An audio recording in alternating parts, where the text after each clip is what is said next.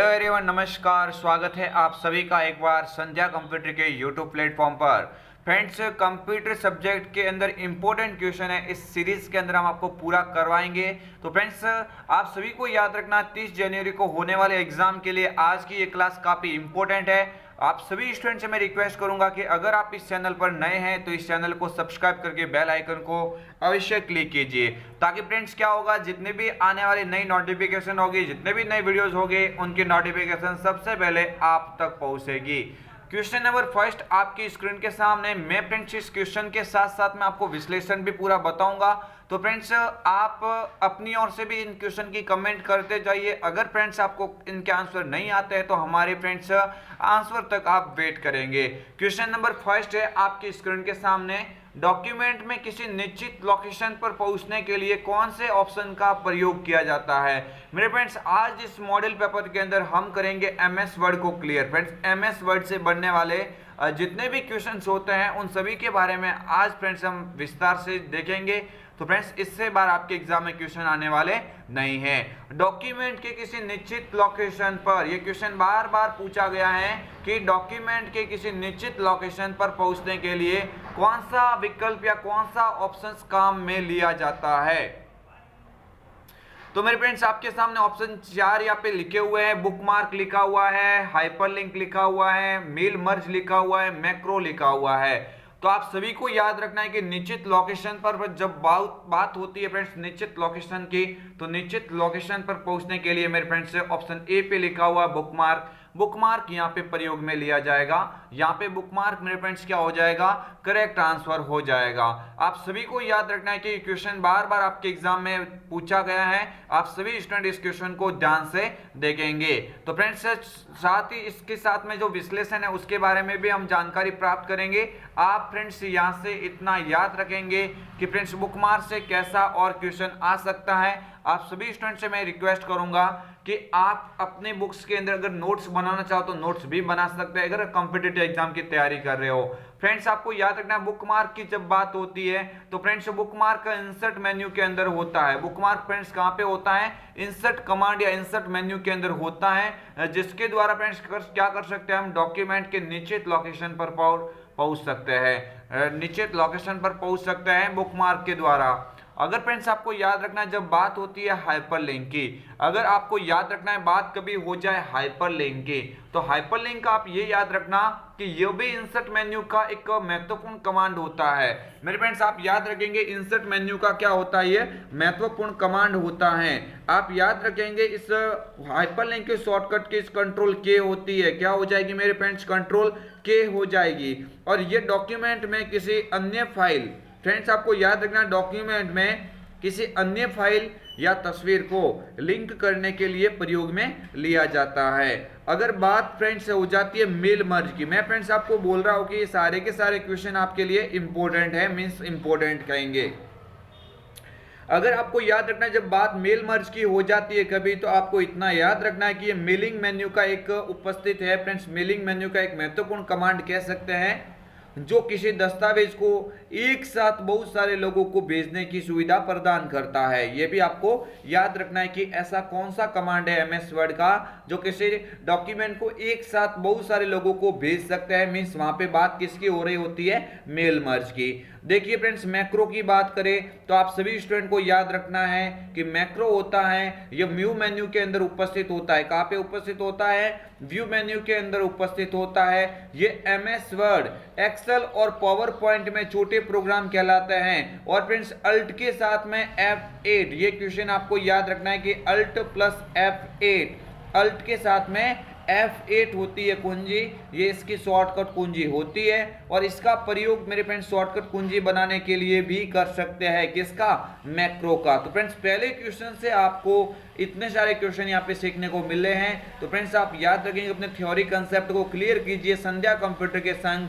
आप फ्रेंड्स, मैं दावा करता हूँ आने वाले एग्जाम में आप बहुत सारे क्वेश्चन यहाँ से देखने वाले हैं। क्वेश्चन नंबर 2 है आपकी स्क्रीन के सामने। आप सभी स्टूडेंट यहाँ पे इसका राइट आंसर देने की ट्राई करेंगे।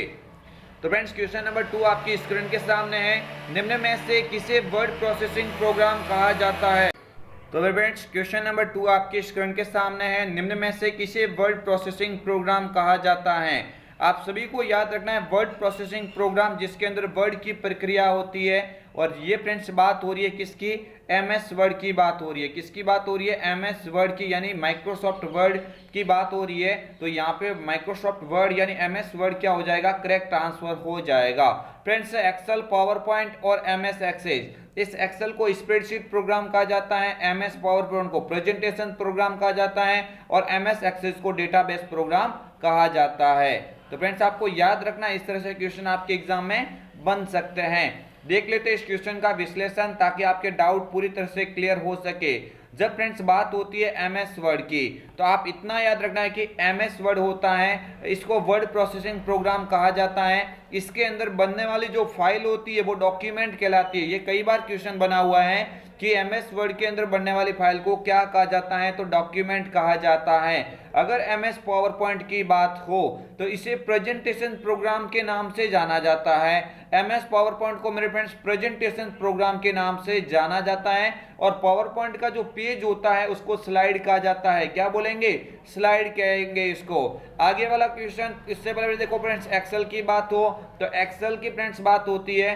तो एक्सेल को स्प्रेडशीट प्रोग्राम कहा जाता है। और इसके अंदर जो आपके द्वारा जो फाइल तैयार की जाती है उसे बुक या फिर वर्कबुक कहा जाता है। ये क्वेश्चन सारे के सारे इंपॉर्टेंट है। और एमएस एक्सेल की बात होती है तो इसे डेटाबेस प्रोग्राम के नाम से जाना जाता है। आगे वाला क्वेश्चन आपकी स्क्रीन के सामने, माइक्रोसॉफ्ट वर्ड का एक्सटेंशन नेम क्या होता है? मेरे फ्रेंड्स आपको याद रखना है माइक्रोसॉफ्ट वर्ड होता है, इसका एक्सटेंशन नेम क्या होता है? सभी फाइल जो होती है उसका कोई न कोई एक्सटेंशन नेम होता है। तो एमएस वर्ड के अंदर बनने वाली फाइल के पीछे लगने वाला एक्सटेंशन नेम क्या होगा? .docx हो जाएगा। क्या हो जाएगा? .docx हो जाएगा, जो फ्रेंड्स डॉक्यूमेंट यहाँ पे करेक्ट आंसर के लिए जाना जाएगा। तो फ्रेंड्स PPTX होता है, ये पावर पॉइंट का हो जाएगा। TXT होगा, ये नोटपैड का हो जाएगा। ये भी आपको याद रखना है। ये PPTX किसका हो जाएगा? ये फ्रेंड्स पावर पॉइंट का हो जाएगा। ये भी आपको याद रखना है। आगे वाला क्वेश्चन आपकी स्क्रीन के सामने, उससे पहले देख लेते जो ऑप्शन थे उसका क्या होगा। फ्रेंड्स एमएस वर्ड होता है, उसका एक्सटेंशन नेम .docx होता है।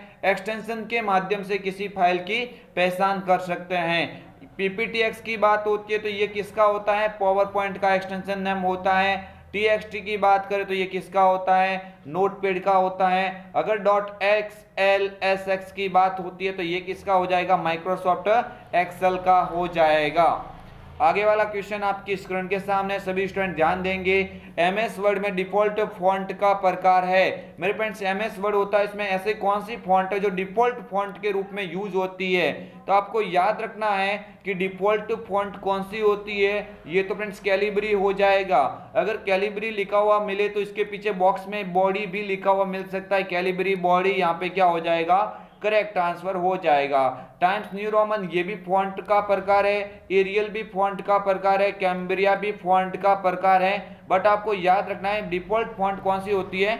कैलिब्री हो जाती है। आगे वाला क्वेश्चन, उससे पहले इसका विश्लेषण देख सकते हैं। आप सभी को याद रखना है, क्वेश्चन बार बार पूछा गया है। एमएस वर्ड में डिफॉल्ट फॉन्ट कैलिब्री बॉडी होती है। एमएस वर्ड में डिफॉल्ट फॉन्ट साइज कितनी होती है? 11 होती है। एमएस वर्ड में डिफॉल्ट फॉन्ट स्टाइल रेगुलर होती है। तो ये तीनों ऑप्शन याद रखना है। एक क्वेश्चन के माध्यम से तीन यहाँ पे ऑप्शन क्लियर हो रहे हैं। Default font Calibri body, default font size 11 होती है, डिफॉल्ट फॉन्ट स्टाइल रेगुलर होती है। सारे के सारे आपको याद रखने की आवश्यकता है। आगे वाला क्वेश्चन आपकी स्क्रीन के सामने है। हेडर और फुटर को इंसर्ट करने का कमांड किस टैब में होता है? आप सभी को याद रखना है कि हेडर, यहाँ पे आपको याद रखना है एक पेज होता है। इस पेज के अंदर आपको ध्यान रखना है सबसे ऊपरी भाग में जो लिखा जाता है उसको हेडर कहा जाता है। सबसे नीचे वाले भाग में कुछ लिखने के लिए जो ऑप्शन होता है उसको फुटर कहा जाता है। तो आपको याद रखना है हेडर और फुटर के अंदर जो भी आप लिखेंगे वो सभी डॉक्यूमेंट के पेज के ऊपर आपको स्वतः ही दिखने लगेंगे। तो आपको याद रखना है हेडर और फुटर जो होता है ये दोनों विकल्प मेरे फ्रेंड्स कहाँ पे होता है? इंसर्ट टैब में होता है। कहाँ पे होता है? इंसर्ट टैब जो ए पे लिखा हुआ है, करेक्ट आंसर हो जाएगा। बढ़ते हैं आगे वाले क्वेश्चन की और उससे पहले इसको प्रॉपर वे से फ्रेंड्स देख लेते हैं कि इंसर्ट टैब होता है। इंसर्ट टैब में हेडर और फुटर इंसर्ट टैब में उपस्थित होते हैं। आपको याद रखना हेडर तो पेज के सबसे ऊपर वाले भाग में डाला जाता है, जिसके द्वारा फाइल के सभी पेजों पर एक साथ नाम या आकृति डाल सकते हैं, वो हेडर के अंदर आएगा। फुटर यानी पेज के सबसे निचले भाग पे डाला जाता है। ये दोनों इंसर्ट मेन्यू के अंदर उपस्थित होते हैं। आगे वाला क्वेश्चन आपकी स्टूडेंट के सामने, निम्न में से कौन सा अलाइनमेंट डिफॉल्ट होता है। फ्रेंड्स आपको याद रखना है कि आप सभी स्टूडेंट याद रखेंगे जो एक पेज होता है उस पेज में लिखने के लिए फ्रेंड्स लेफ्ट राइट और फ्रेंड्स बहुत सारे अलग अलग ऐसे जस्टिफाइड सेंटर अलाइनमेंट का उपयोग किया जाता है। 4 प्रकार के अलाइनमेंट होते हैं एमएस वर्ड में, तो आप याद रखना यहाँ पे 4 तो होते हैं, बट डिफॉल्ट कौन सा होता है। तो मेरे फ्रेंड्स डिफॉल्ट की बात होती है तो आपको याद रखना है लेफ्ट होता है। कौन सा हो जाएगा, लेफ्ट क्या हो जाएगा, डिफॉल्ट हो जाएगा। इस लेफ्ट की शॉर्टकट की इस कंट्रोल के साथ में क्या होती है, एल होती है। राइट की शॉर्टकट की इस कंट्रोल आर होती है।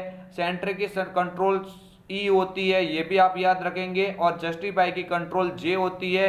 ये जस्टिफाई जो होता है ये फ्रेंड्स डॉक्यूमेंट के दोनों ओर से सेम मार्जिन देके टेक्स्ट को मध्य में लाने का कार्य करता है। आगे वाला क्वेश्चन आपकी स्टूडेंट के सामने, उससे पहले इसका देख लेते हैं प्रॉपर वे से विश्लेषण क्या होगा। आप सभी को याद रखना है, ये बार बार एग्जाम में पूछा जा चुका है कि लेफ्ट की जब बात होती है तो इसके द्वारा टेक्स्ट को बाईं ओर से लिखा जाता है और लेफ्ट साइड होती है इसकी शॉर्टकट की कंट्रोल एल होती है। राइट की जब बात होती है तो इसके द्वारा टेक्स्ट को दाएं ओर से लिखा जाता है और इसकी शॉर्टकट की कंट्रोल आर होती है। इसकी शॉर्टकट की कंट्रोल आर होती है। तो फ्रेंड्स अगर सेंटर की बात होती है तो आपको याद रखना है कि सेंटर होता है, सेंटर मध्य में लिखने के लिए यूज में लिया जाता है। इसके द्वारा टेक्स्ट को डॉक्यूमेंट के बीच में लिखा जाता है। और आपको याद रखना है सेंटर की क्या होती है, कंट्रोल ई होती है। आप ये भी याद रखेंगे जस्टिफाई की जब बात होती है तो इसके द्वारा टेक्स्ट होता है, टेक्स्ट को दोनों साइड से जस्टिफाई किया जाता है। यानी कंट्रोल जे से आप शॉर्टकट कीज इस्तेमाल कर सकते हैं, ये टेक्स्ट के दोनों ओर से अलाइन करता है। ये फ्रेंड्स एक क्वेश्चन से आपको इतने सारे विकल्प यहाँ पे आपके क्लियर हो जाते हैं। आगे वाला क्वेश्चन आपकी स्क्रीन के सामने क्वेश्चन नंबर 7 के अंदर पूछा जा रहा है। एमएस वर्ड 2010 में पैराग्राफ का फर्स्ट लेटर कैपिटल एवं बड़ा प्रदर्शित करने के लिए निम्न में से किसका उपयोग किया जाता है। तो सभी स्टूडेंट याद रखेंगे ऑप्शन ए पे लिखा हुआ word art, drop cap, clip art और क्विक पार्ट। मेरे फ्रेंड्स आपको याद रखना है पहला अक्षर बड़ा और कैपिटल आप प्रदर्शित करना चाहते हो तो किसका उपयोग करेंगे, ड्रॉप कैप का। ये मेरे फ्रेंड्स किस में उपस्थित होता है तो आपको याद रखना है इंसर्ट मेन्यू के अंदर होता है। कहाँ पे होता है, इंसर्ट मेन्यू के अंदर ये कमांड उपस्थित होता है। देख लेते इस क्वेश्चन का भी विश्लेषण ताकि आपका डाउट क्लियर हो सके। सबसे पहले देखेंगे फ्रेंड्स ड्रॉप कैप को। तो आप इतना याद रखना ड्रॉप कैप के बारे में कि ड्रॉप कैप होता है ये इंसर्ट मेन्यू में उपस्थित होता है। इसका जो उपयोग पैराग्राफ या लाइन के पहले अक्षर को अपनी आवश्यकता अनुसार बड़ा, कैपिटल या ड्रॉप कर सकते हैं। तो फ्रेंड्स ये ड्रॉप कैप हो जाएगा, ड्रॉप कैप इंसर्ट मेन्यू के अंदर होता है। अगर फ्रेंड्स बात होती है वर्ड आर्ट की, किसकी बात होती है, वर्ड आर्ट की बात होती है तो आपको इतना याद रखना पड़ेगा कि वर्ड आर्ट होता है यह भी इंसर्ट मेन्यू के अंदर होता है। इस किसी भी पेज व टेम्पलेट के नाम को डिजाइन करने के लिए वर्ड आर्ट का उपयोग किया जाता है। क्विक पार्ट की बात होती है तो ये याद रखना पड़ेगा कि यह इंसर्ट मेन्यू में उपस्थित होता है। इसके द्वारा हम अपने डॉक्यूमेंट में तुरंत पाठ्य के टुकड़े जैसे सारांश, लेख, नाम, वर्ग, विशेष टिप्पणियां, कंपनी का नाम, कंपनी का पता आदि जोड़ सकते हैं। किसके द्वारा, क्विक पार्ट के द्वारा।